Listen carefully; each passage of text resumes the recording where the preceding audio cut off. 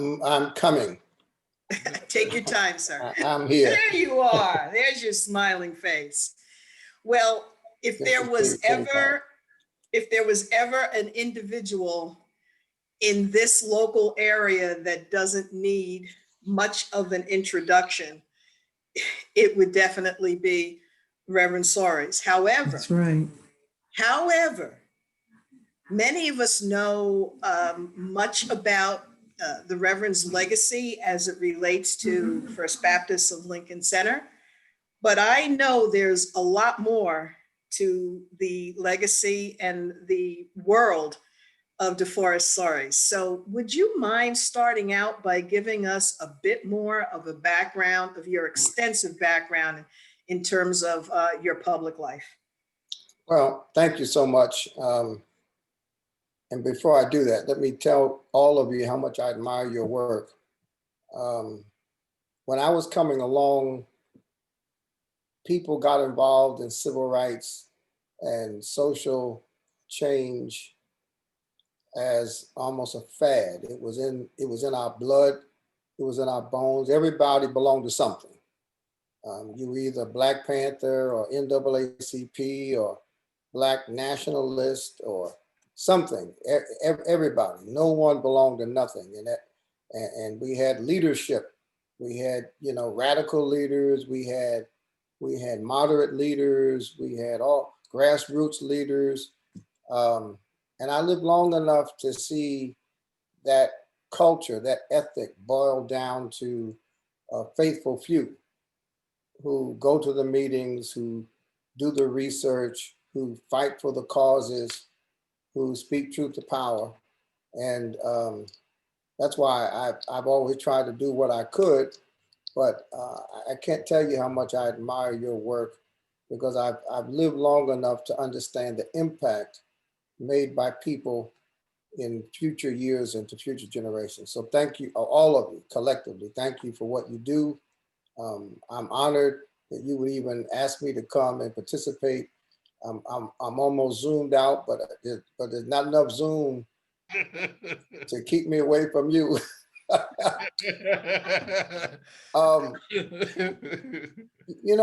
Tony, let me tell you something interesting that I've only talked about once or twice ever. I went to high school in Montclair, and Montclair was a relatively, what you would call not just stable, but affluent community. Of course, I lived on the south end of Montclair, which was kind of an African-American enclave. But we had no public housing. We had no abject poverty. We, of course, we lived in a house with 3 or 4 different families. My aunt lived downstairs. My uncle lived upstairs, but we did okay. But our high school, we had one high school in Montclair, and our high school was 25% Black. We didn't have many other ethnic groups back in those days. It was Black and white. And I was in 10th grade, of course, I was an athlete. I played basketball in 9th grade. I played basketball. I got hurt in 10th grade. And in 10th grade, I decided to get involved in more than sports. And so I ran for treasurer of the junior class. And I was elected treasurer of my junior class. And remember, the majority of the students are white. That means I got a lot of white votes. I couldn't just depend on Black votes. And in my junior year, I decided that I'd run for president of the student government, so that in 12th grade, I'd be president of the whole school. And on election day, I'll never forget this. This was the spring of 1968. On election day, all of my Black friends were denied the right to vote.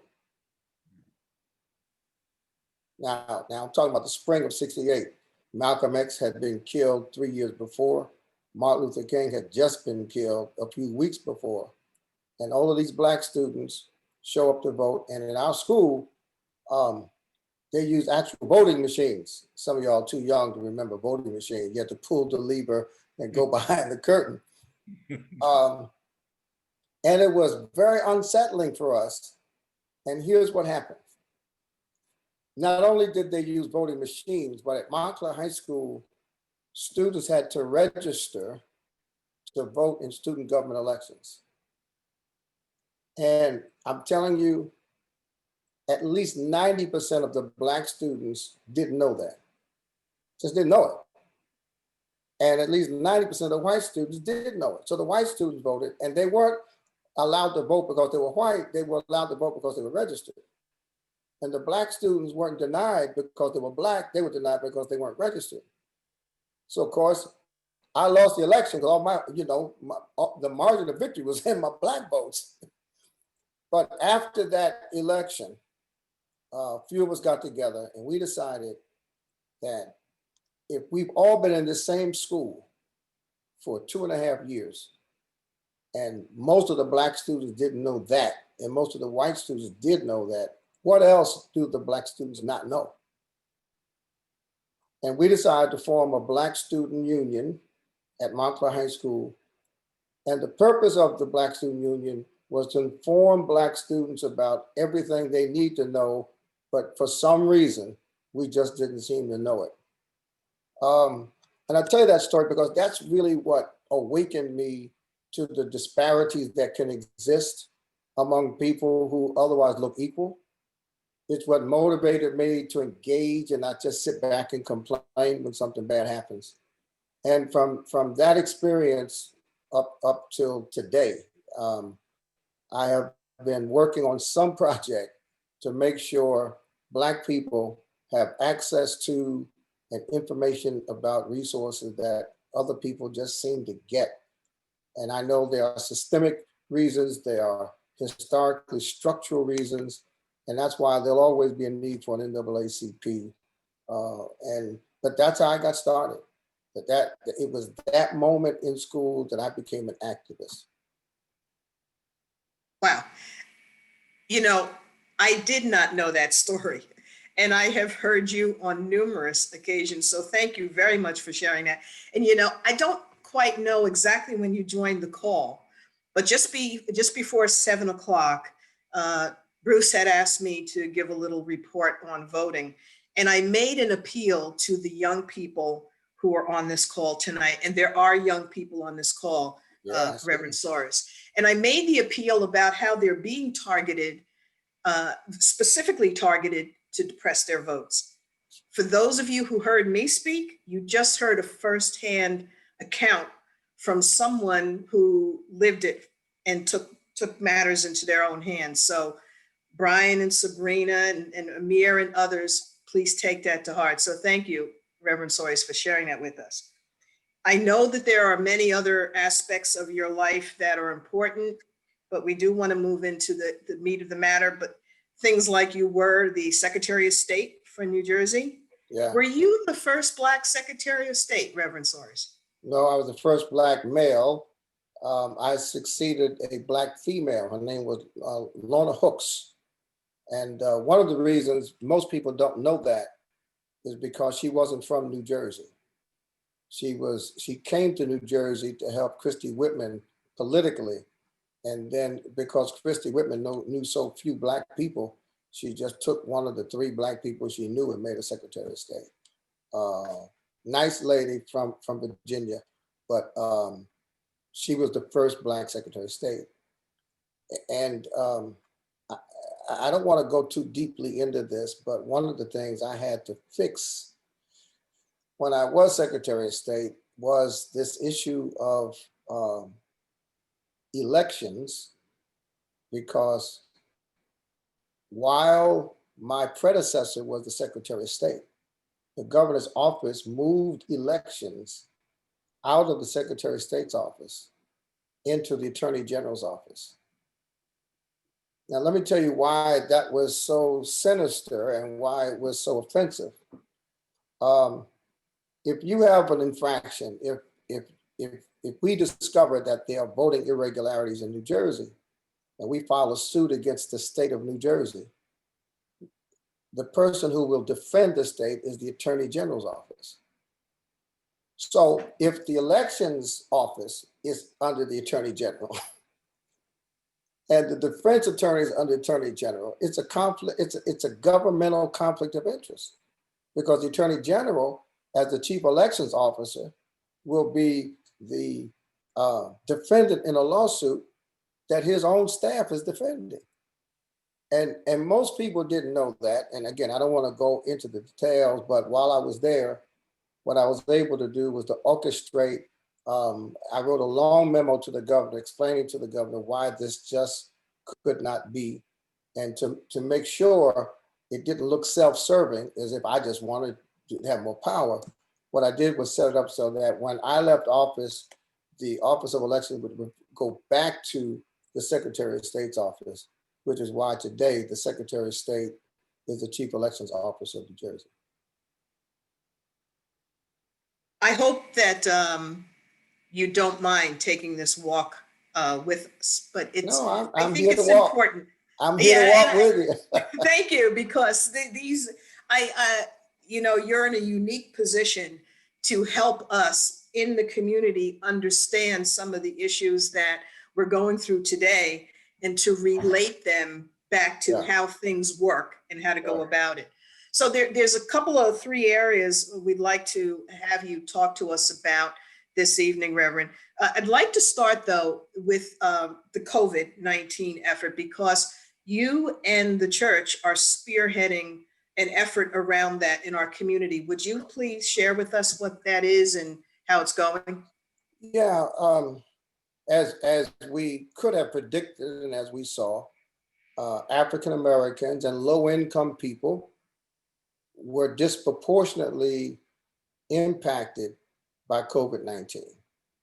A lot of it has to do with the fact that if you are disproportionately low income, if you live in congested neighborhoods, if the food that you eat is less than quality, all of these things contribute to pre-existing conditions like asthma, like being overweight, like hypertension, and viruses, kind of like stress, they attack you at your weakest point. So we have a disproportionately high number of incidents of substandard health in the first place. All of us got something, you know, and so what I began doing in April, I began challenging the governor and the health department and Robert Wood Johnson Health System, since they're the largest in New Jersey, and since they have a hospital right here in New Brunswick, and then on the other side of Somerset, and since they were foolish enough to put me on their board, I began challenging them to start doing testing. Because like other diseases, early detection is always better than late detection. You know, who wants to wait until they can't breathe to realize they need a ventilator? And I did not get a good response, quite frankly. And I had a town hall meeting with my church and said, look, we're going to bring testing to this community along with information, along with free PPE. We gave away gloves and we gave away masks and we gave away free hand sanitizer, but we needed testing. And the truth is, I was not successful initially in getting the RWJ Barnabas system. In fact, the president of the local hospital, when I wrote him initially and said, listen, this thing is hitting Black people and poor people and Latinx people harder, just, you know, can you help us do testing or refer me to the right person? He basically told me, he said, well, I'm busy trying to test my staff. I went to his corporate board and the president of Rutgers started explaining to me how complicated it was to do testing. I mean, these people, I couldn't believe it. But the governor had made a connection with a Jewish rabbi from Brooklyn. And the rabbi, as soon as he found out about COVID, he bought 200,000 tests. And what we did was have the rabbi come over to the church and we assembled a team. He brought an urgent care firm out of New York. We hired local phlebotomists and we tested over 900 people at the first time. And I invited the people from RWJ to embarrass them. I said, now these people come all the way from New York and they've been able to figure out how to bring testing to our community. You're right down the street. You got $4 billion in the bank. You got $400 million of CARES Act money, and you can't figure it out. And they figured it out. So then we had a second testing, and they came with all of the equipment. We tested 1,200 people. So we've done 2,100 tests, and we're looking for dates to do it again, because you could have been negative, in August and be positive in October. But so I'm giving you all the private information. Don't tell anybody I told you.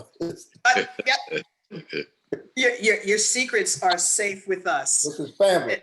I'm talking family talk.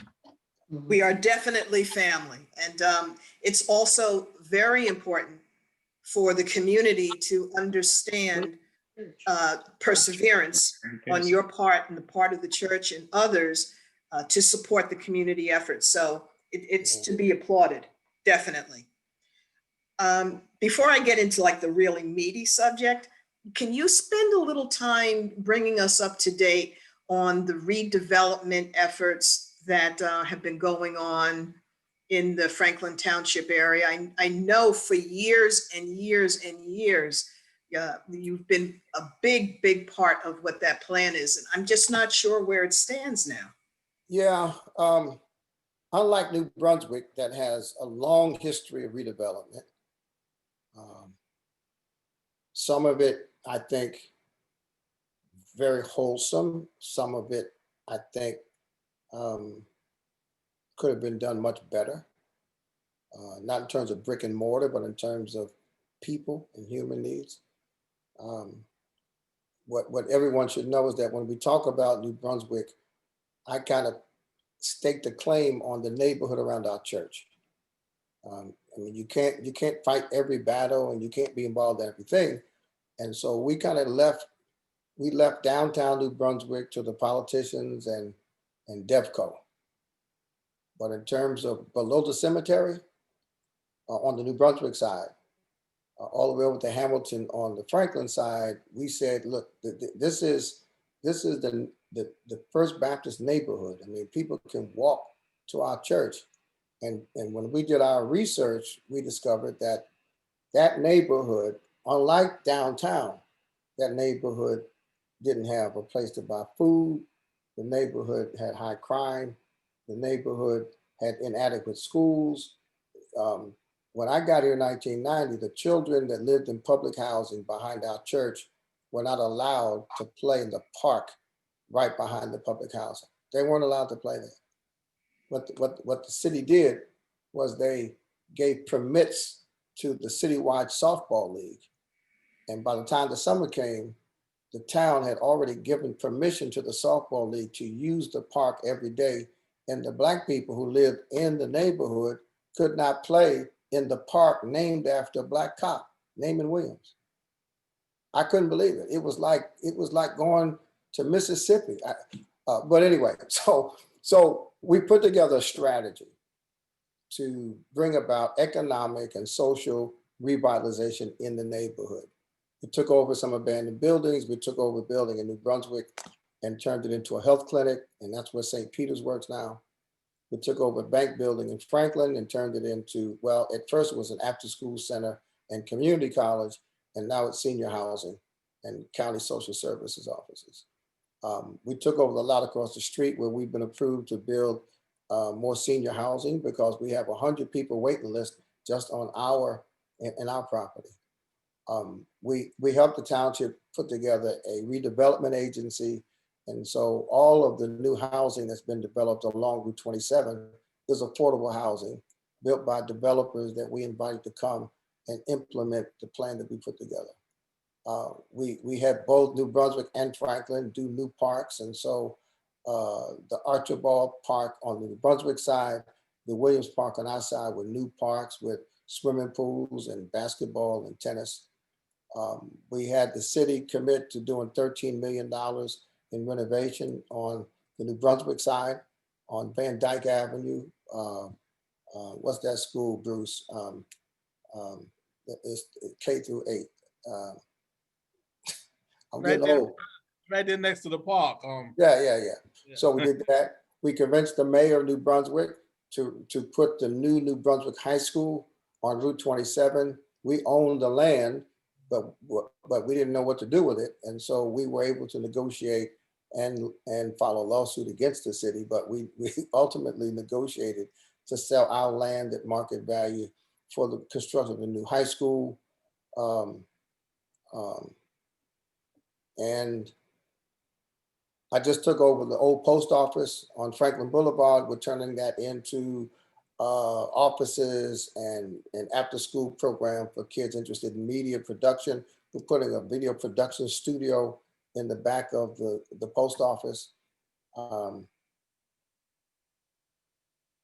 I think, oh, now what the NAACP should really know and watch is that across from our church, from the McDonald's on Route 27, all the way down to the high school, that is an opportunity zone.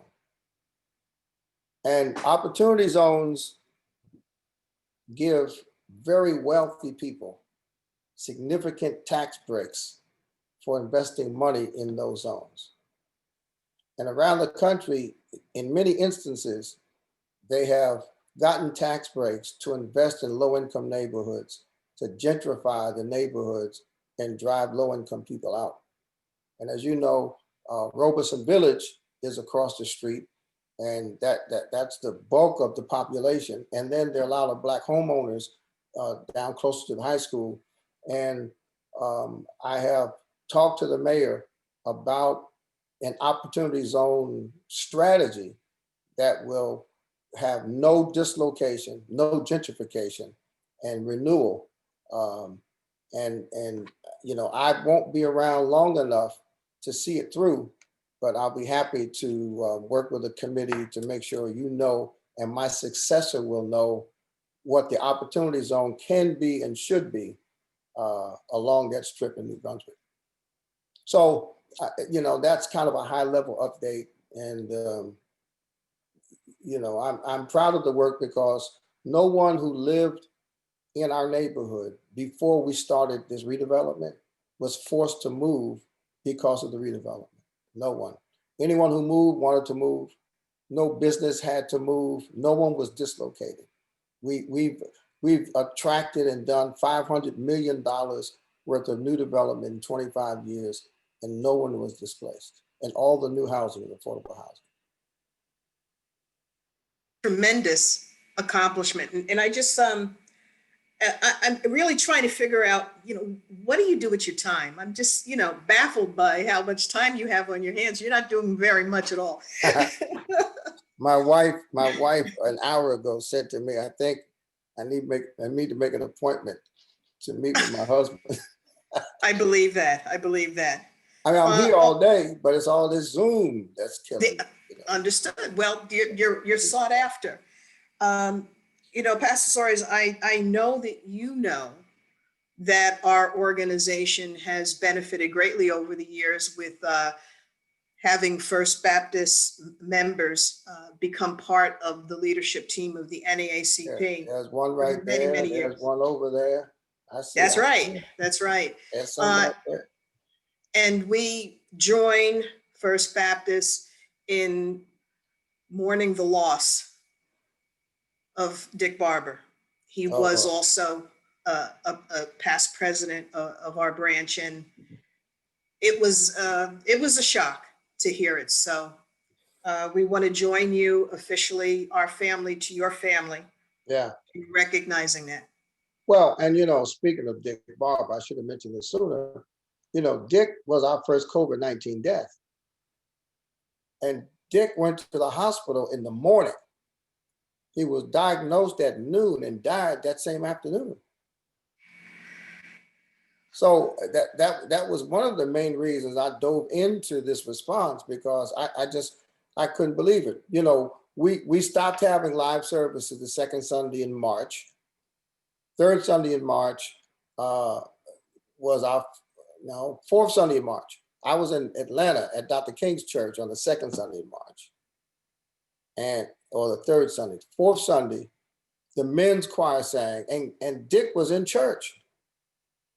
Church was shut, but he came anyhow. And the next week, 2 weeks later, he died. Dick Barber was an unusual person, but I think he believed in God the Father, God the Son, God the Holy Ghost, and the NAACP. It was No doubt. equal to the Trinity, yeah. No doubt. And I know he's smiling down hearing you say that. So thank you. But I just wanted to make sure we acknowledge that. Well, thank you. Thank you. So I want to move now into the topic that's on everyone's mind today, and Okay. unfortunately consuming a lot of our effort. Over the years, you have been very active in the issues related to the violence in our communities, policing, justice reform. I remember when the young man was murdered in the neighborhood, and you rallied the men of the church and the men of the NAACP, and I'm very proud to say my late husband went with you. Yep. And you went into the community. But you didn't just go into the community and try to heal the community and say, let's stop what we're doing. You also were in the background taking action in terms of trying to get focus put on the whole issue of policing and criminal justice in our neighborhood. So I don't need to do a lot of talking here. I just want to open it up to you and say, I would love for you to talk to us about that, about your 7-point agenda for dealing with criminal justice reform, and just help us work through that whole process from your perspective. Yeah, thank you.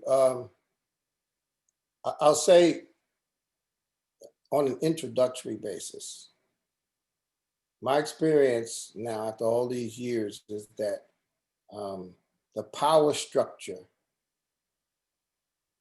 only takes us as seriously as we take ourselves. I just want to say this coming in. And I think we have to do two things at the same time. We have to fight for justice from the outside, and we have to fight for increased respect among each other on the inside.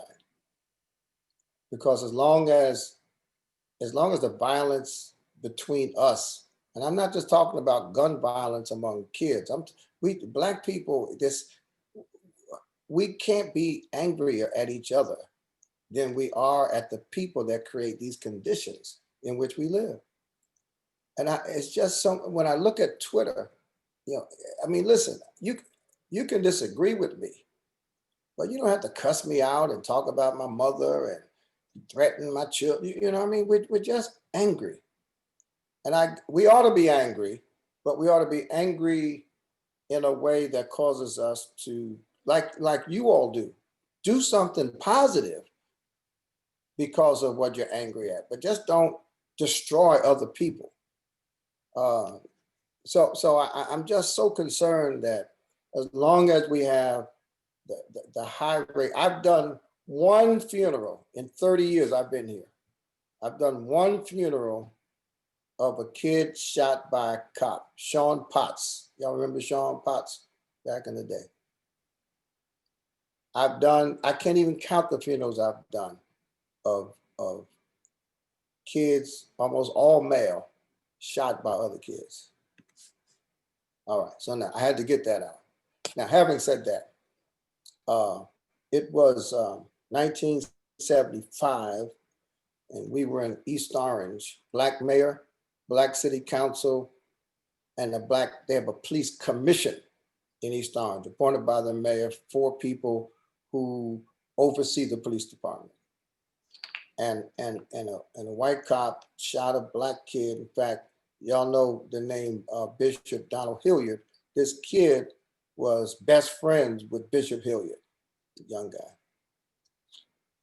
And what I did, what Sharpton did, Sharpton was in New York, I was in Jersey, we kind of came up together. The first thing we would do in the case of a police shooting, the very first thing, every time it happened in Orange, Newark, we would go to the city administration and we would demand that the police officer involved in the incident be suspended without pay, right? The thinking was that if you suspend a cop with pay and he's found guilty, you can't get the money back. But if a cop shoots one of us and you suspend him without pay, if he's found innocent, you can pay him retroactively. So that was always, that was the default. We go to the mayor.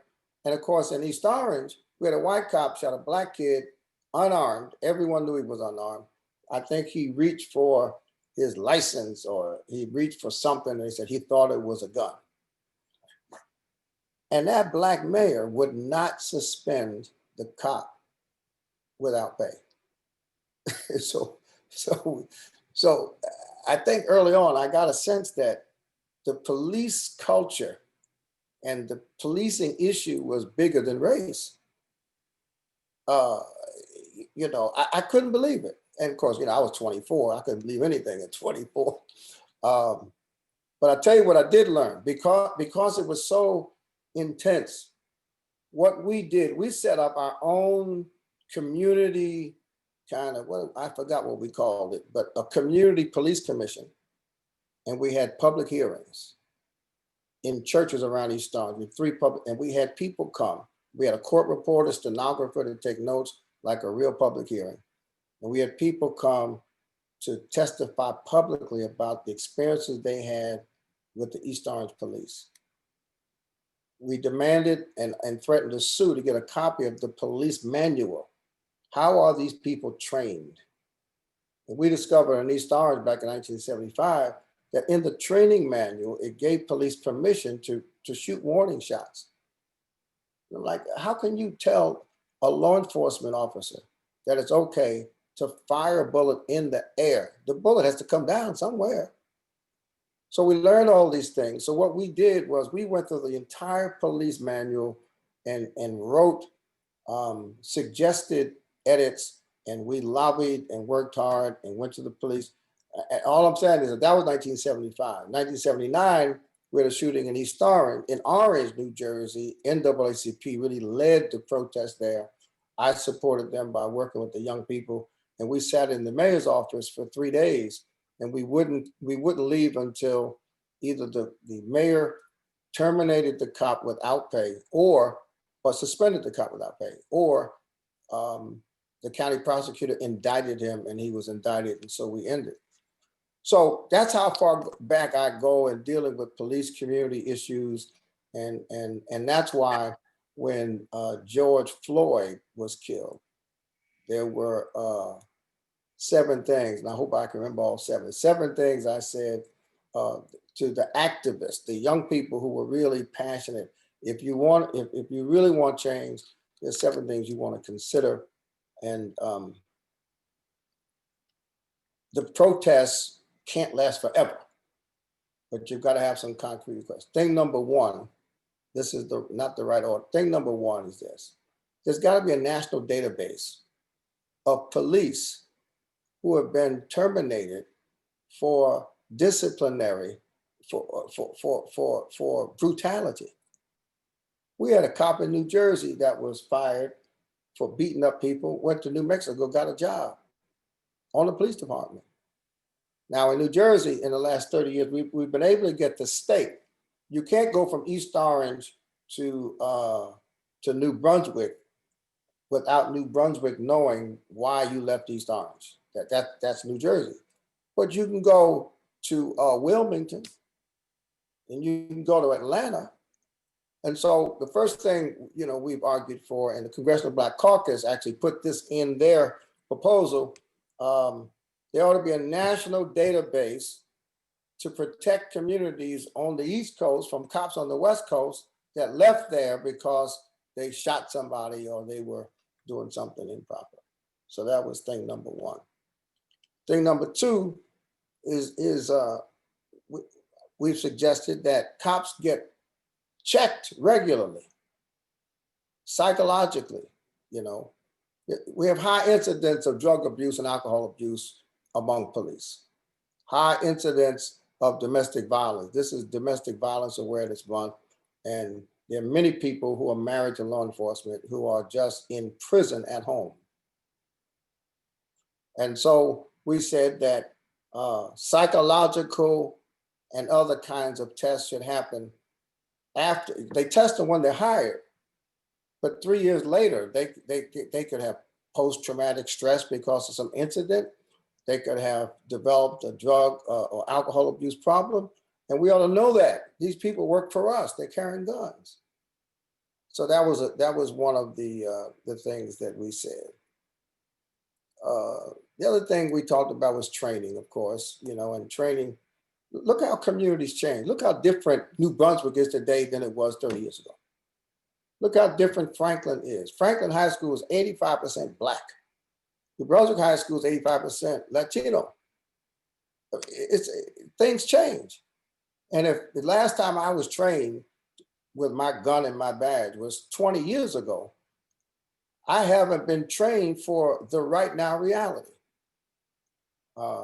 And it has to be customized training for where you are.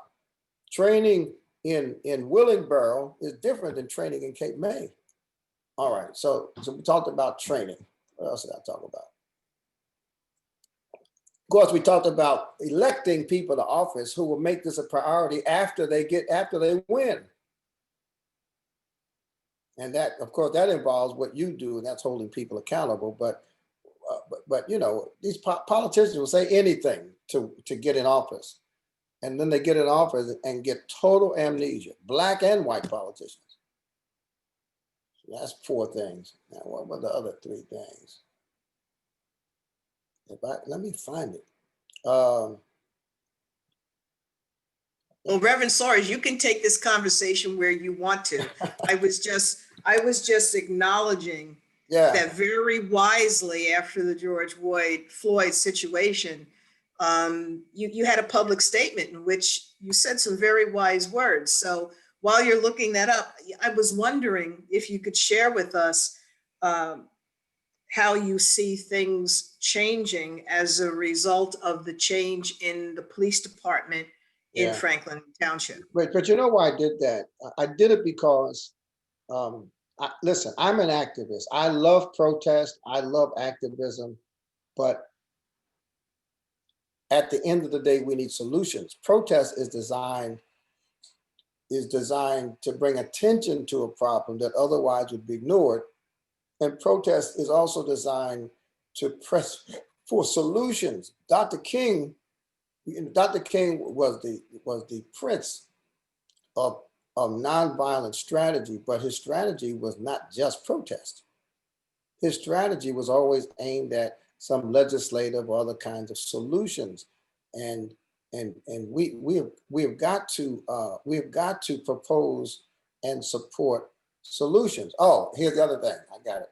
I said we have to increase penalties for abusive behavior by law enforcement officials, and implement no tolerance practices. You know, this blue wall of silence where everybody knows what everybody knows and nobody says anything.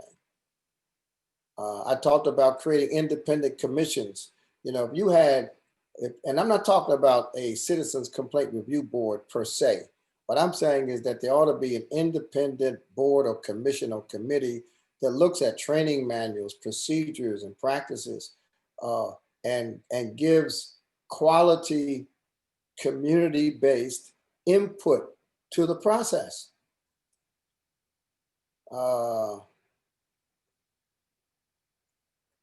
And then I think we need incentives, just like we do with children. We need incentives so that if a police officer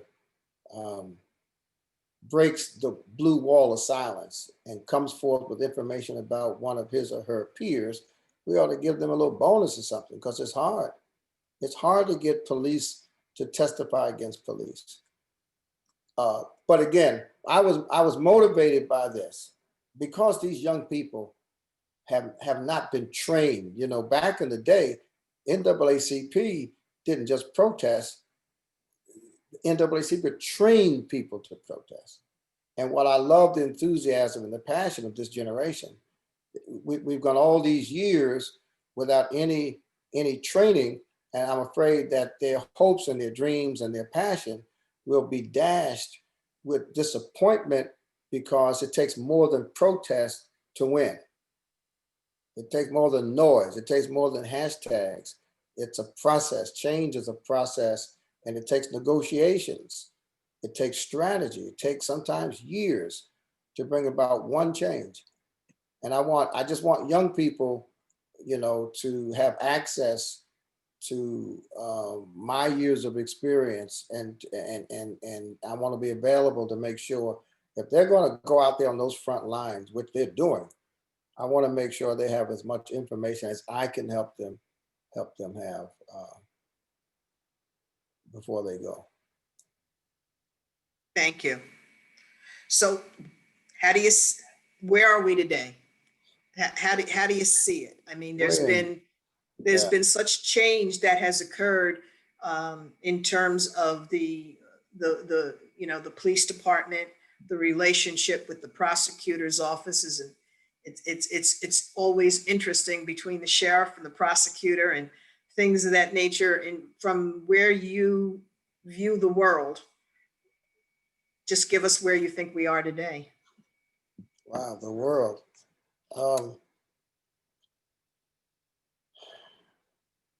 I would say we're at the crossroads. We're at the crossroads. I was talking to some preachers yesterday from the South, and the slavery is really the elephant in the room. If you look at us from a historical perspective, you look at America, the Lord knows I'm not leaving the country. I love living in the country. But when you look at the fact that the country is on, how old are we? We're only, 200 and some years old. And for 246 years, we were slaves. That's not a small thing. And I don't have a chip on my shoulder. I don't believe in using slavery as an excuse for anything. But, if you had a car or a dog and didn't wash it for 246 years, you couldn't ignore that. You just can't ignore. And I look at many of our young people today, and I look at the data, and a lot of what we see that's real is directly traceable back to the fact of slavery. And then another 100 years of Jim Crow. And I think we're at the crossroads. Will we finally come to grips with the fact that America can't be what America is supposed to be if the average white person says, well, if you do nothing wrong, you shouldn't fear the police. And the average black person, when the police pull them over, their heart starts beating fast, they pee in their pants. You can't survive like that. You can't survive in a country where the average, but I'm not talking about radicals, activists, just the average black. I did a video for some rich white people after George Floyd, and I started the video like this. I said, if I told my white friends, any of my white friends, my best white friends, my most progressive, if I told my white friends that a guy tried to use a $20 counterfeit bill, and they called the police on him. He was outside in his car. He cooperated. They ended up throwing him on the ground, had a knee on his neck, and even after he stopped breathing, kept it there. My white friends would say, you've left out some part of that story. The average white person, if that child had not videotaped George Floyd, the average white person would never believe that exactly what happened. And the average black person, if you told them about George Floyd, they would say, well, here we go again. So I think we're at a crossroads, and the crossroads is this. Will we take seriously the fact that the conditions of black people, which are well documented, deserve a specific approach to resolution that has to take into account 346 years of abject brutality and oppression. Now, I say it that way because, you know, in the 60s, it was clear that in Mississippi, you know, it was Black people being lynched. In Georgia, it was Black people who had to take literacy tests to vote. Black people. So we came out of the 60s, we had good legislative reform, voting rights, housing, etc. And when we came out of the 60s, there was a strong sense of urgency as related to the fact that all of these Black people who had suffered all these years were going to require more help than legislation. But when we came into the 70s, instead of focusing on how to uplift the Black people who had been the butt of all of the injustice in this country, we had affirmative action. See, we had diversity, we had inclusion, we had people of color, you see. And what the data will reveal is that white women business owners benefited from affirmative action more than Black people. In the state of New Jersey, with a $35–40 billion budget, spends less than 2% of our tax dollars with Black businesses. When I was Secretary of State, we were trying to find out how much money, my personal mission was to find out how much money does the corrections department. You would think that the corrections department, but all them Black people in jail, would do business with Black people. Zero. And today it's probably 0.01 or 0.1. What I'm saying is that I think we're at a crossroads. I think Black people have to stop being, what would I call it, so generous that we want to help everybody at the same time. And I think America has to deal with the reality that the nagging problem that's pulling down our country is a Black problem. That's what your founder said. The problem of the 20th century is the color line. And W.B. Du Bois had to leave the country. I've been to his house over in Ghana. I go to his house every time I go to Ghana. And I just, it's not racist. And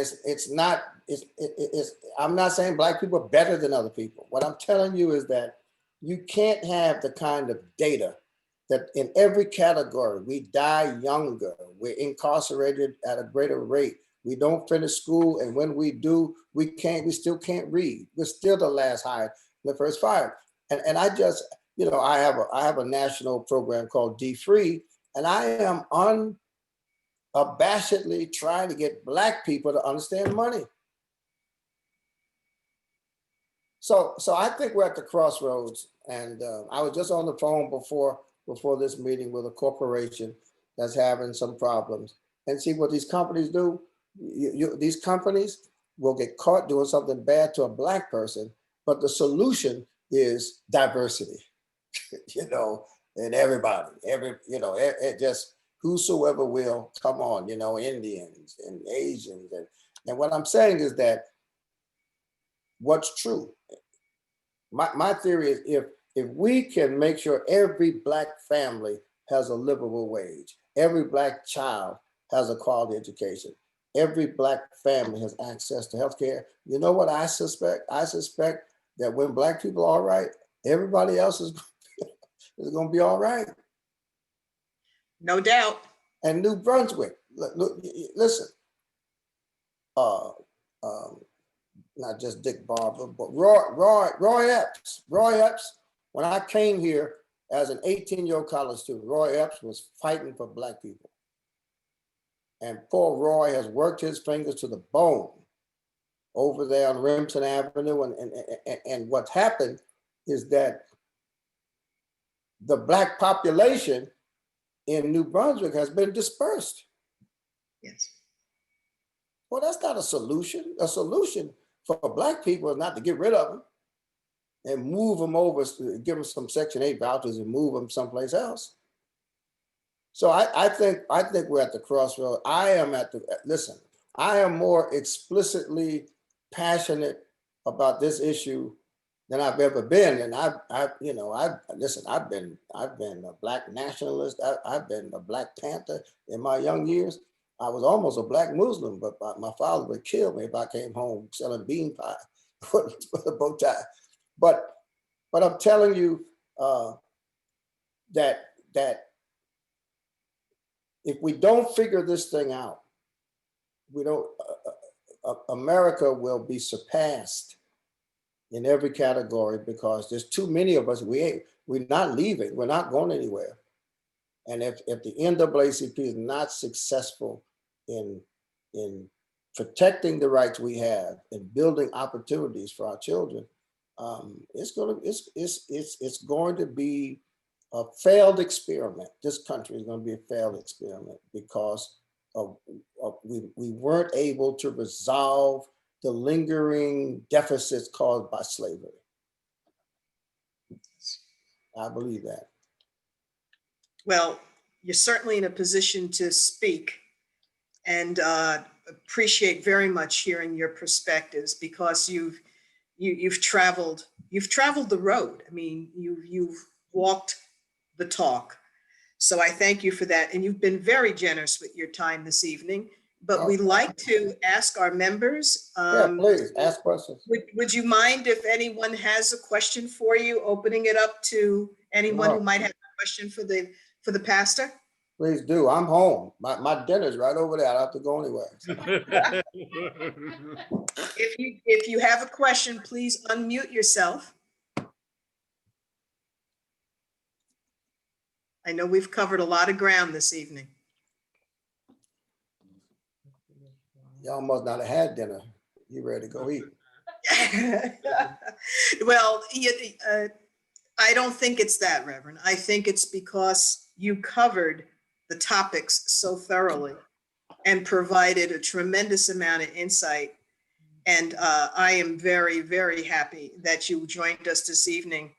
And please know that the NAACP is grateful for the work that you have done in the community for many, many years, and the anchor that you and the church have served in our community. And if there are no questions, I thank you very much for participating in this discussion. And I'm going to turn it back over to our president, Bruce Morgan. Wait, Thank you, Pastor. One sec. I have a question. Okay. Hey there. Hey, Pastor. How you doing? Who's talking? Hey, I'm right here. so proud. I'm proud of you young people being on this thing. Very proud. Yeah. I just have a quick question about any advice you have for us to, to talk to these average white people to get them on our side to advocate for better policies, because we're a minority in this country. Well, first of all, I'm glad you asked me that because I have never seen such an outpouring of white support as I have in the last 6 months. The allies that have come forward, and they're not afraid.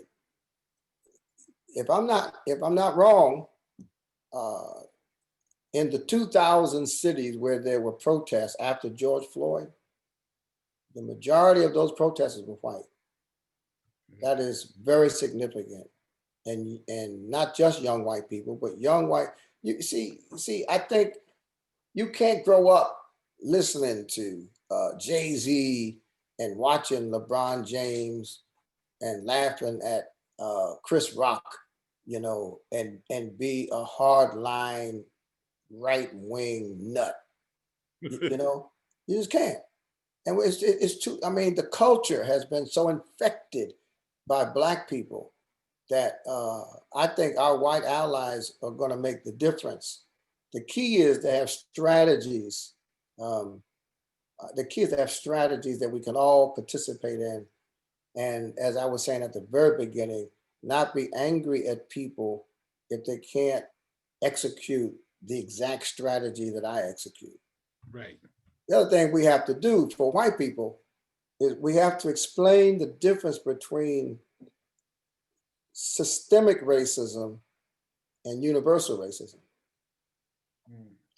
You see, systemic racism assumes that systems can be racist even if the white individual is not.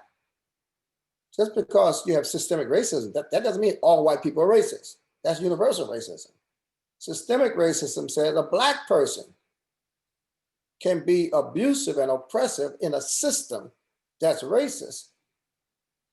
So I think we have to, Stokely Carmichael helped with that. You know, back in 1968, Stokely Carmichael and Charles Hamilton wrote a book called Black Power. And in that book, they talk about the difference between individual racism and institutional racism. And it would behoove many of us to read that because white people don't have to be intimidated by systemic racism. And black people shouldn't be blinded by the reality of systemic racism because you can have systems that prefer white, that are basically white supremacist systems without an individual being a white supremacist. Now, it does bring some white privilege because if the system favors me, you know, it's like, if I was telling the kids over at Rutgers, I spoke to all the athletes at Rutgers about justice, and God knows that if anybody should understand justice, it's an athlete. Because athletes, just by definition, are involved in structures that demand justice. If one football team was allowed to have 13 players on the field, and the other team is only allowed to have 11, that is by definition in football out of bounds, illegal, and they'll stop the whole game. They'll stop the whole game. If on a basketball team, if one team has a hoop that's 10 feet high and the other team has a hoop that's 12 feet high, that is by definition unfair. So sports, really, athletes, it's no secret that LeBron and those cats can take the lead because athletics lends itself to models of justice because both teams have to play by the same rules, and the rules were consistent. In other words, they didn't make up the rules when they got there, and the rules are equally enforced, even though you got bad refs from time to time. And so in that sense, what we're striving for all people is what we have in sports. If you run the fastest, you win the prize. If you knock the guy out, you're the champion. It's merit-based, but it's public, it's consistent, and it's evenly applied.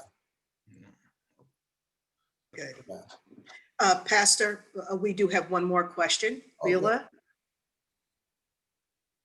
Yes, good evening, Reverend Soares. Hello, my friend. Where have you been? I haven't seen you in 3 years. You haven't seen me since March, Oh, okay. but I see you on Sunday morning. How's your daughter doing? She's doing fine, thank you, and my son as well. Wonderful. Listen, Wonderful what to say that. advice would you give to young activists today who are largely focused on the issue related to police misconduct? Having been an activist yourself in your younger years, and observing what's going on today, what would your advice to them be? My first advice, Viola, and you know this, my first advice is this: don't be woke and broke. Yes. Don't be like I was. See, we used to use the term conscious. You know, we used to raise consciousness. And if you were socially aware, you were conscious. Today, you're woke. And I'm telling you, you don't want to be woke and broke.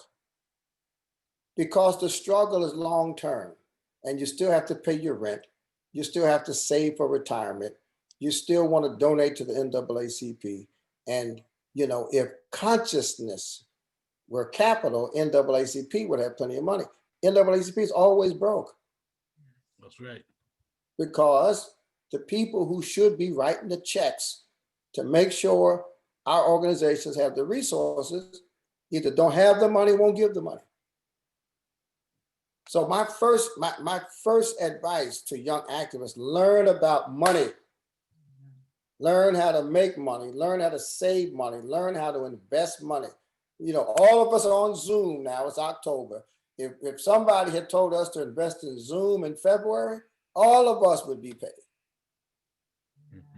There was not one Black organization run around the country saying, buy some Zoom stock. See what I mean? And white people can't stop from doing that. Trump can't stop you from buying Zoom stock. We should have had a Zoom stock movement. As soon as we realized Zoom was breaking down, so many people were on it. You could buy shares of Zoom in the 90s back then, and it's up over 400. Last time I checked, over $400. It's depressing. So I want us to master the art of financial literacy and economic strategy. That's what I want. Because to be broke, you know, we listen, if Moses had behaved like us, Moses would have had to go to Pharaoh to get a grant to get out of Egypt. If we depended on Black people to fund the NAACP, we'd be broke. If these same companies that we, you know, I got some people hit me up on Twitter. They mad at me because I was trying to explain Ice Cube. They say, well, you know, we'll never survive in a capitalist system. You work for a capitalist organization. Your grant came from a capitalist company.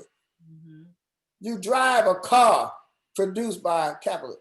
But to go to your point, Leela, I know Leela's got all the financial background that she needs, and her kids do too. But the second thing, be strategic. Activists have to learn to be strategic. It's not always a good thing. Listen, when we went orange, 1979, I told you, white cop shoots a Black kid, we took over the mayor's office. Some of the real radicals, they said, let's march on the mayor's house. The mayor, listen, the mayor came into the sit-in and said to me, now, Soros, I'm supporting your sit-in, I'm supporting your right to protest, but I got an 87-year-old mother at home. Y'all march on her house and scare that woman to death, it's a different ball game. And I talked to them cats, I said, now let me tell you something. I'm for the struggle and all that, but don't march on that mayor. you gotta use common sense. I wanted to burn down my high school when I was a senior. And Gus Henningberg, y'all remember Gus Henningberg? Gus Henningberg said to me, okay, burn down the high school. And as soon as it burns down, they're gonna put your black butt in jail and they're gonna build a new school. So I got mad at Hindenburg. So I said, okay, I'm gonna see Baraka. You know, Baraka is a Black nationalist, you know, revolutionary. So I took my cats over to see Baraka. I said, man, listen, here's what the white folks are doing to us. Imperial, the racists are up there intimidating us. He said, well, what do you want to do? I said, I want to burn down the school. He said, well, whose idea is that? And I said, mine. He said, well, have you talked to anybody? I said, we talked to Gus Henningberg. And he said, what did Gus say? And I told him, Gus said, you burn the school down, they'll put your black butt in jail, and then they'll build a new school. So you need a different strategy. So I said, I came to you because, you know, you're the man, you know, you're the radical, you're the nationalist. He said, you better do what Gus told you to do. So you want to have strategy and don't be impulsive. Young activists need to know, therefore what? A comes, but then B comes and C comes. And then you have to have patience and be willing to negotiate. You know, you can't get everything you want right now. But there is a point you have to draw your line in the sand and know how far you can go, how far you will go. It's a process. Dr. King had a philosophy of nonviolence, and he had, I forget what he called it, but it was a 6-point agenda that nonviolent social action has 6 objectives. And I urge all young activists to study those 6 objectives, because it's not just about protest. Right. It's about negotiation. It's about reconciliation. Yeah. All right, dinner time. Pastor, I want to thank you very, very, very much. You know, you always, you're there for us. Yes, he does. And we're lucky to have you. Thank you. And I want to thank you for what you do, because, you know, your work makes our work a little easier, but it also gives us something to strive for, you know, because I've taken up the expression, I'm no longer going to pass the torch. I'm going to use my torch to light somebody else's and walk along with them. That's And right. ever since I've known you, that's exactly what you've done. You know, you've been by our side every step of the way, and I've seen you in the street. And you know, you don't just get out the way. You know, you take people by the hand and lead them, and we appreciate you and your family. And I want to thank you for, you know, I hope your dinner's not cold. I hope the missus isn't mad at you because she's hungry and she's waiting for you. But again, I want to thank you very, very much. Thank For you. Yeah. I have so much respect for you all, and you know, you've embraced me through these years. I hope we can reopen a church so y'all can have your meetings over there and whatever else you need. But you know, I say this respectfully. You know, there aren't many of us left. Yeah. There aren't many cause people left. A lot of these celebrities that get involved in these causes, it's more self-interest than it is real cause. And so I just, for the few cause people that are left, I want to stay as close to you as I can to make sure that I'm still who I'm supposed to be. Because, you know, I started early. You know, I worked with Jesse Jackson when I was 23. And so I've been running with the so-called big shots for a long time. And what I've noticed is that when ego and selfishness take over, people don't know it. So when black leaders and blacks, when they go crazy, they don't know they're crazy. But everybody else knows they're crazy. But them, so I try to stay around real people so y'all can keep me from floating off somewhere, and everybody knows something wrong with me but me. Yeah. So we're gonna Thank you, Pastor. Thanks, Diane. Thank you. God bless. so we have So good. we have a bunch